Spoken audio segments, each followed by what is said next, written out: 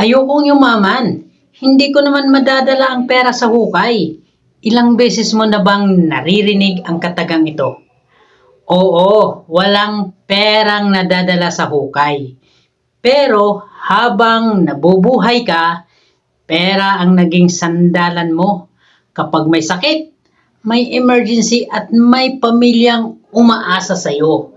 Hindi kasalanan ang gustong umangat. Ang tunay na kayamanan, yung handa ka.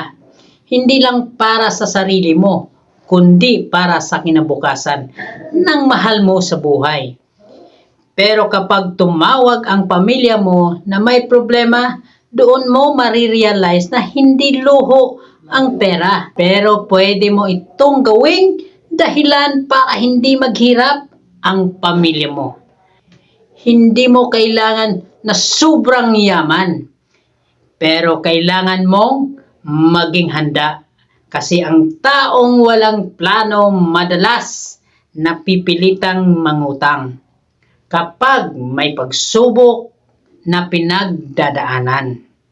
Kaya umpisahan mo baguhin ang mindset mo. Start small, think long term, build with a purpose.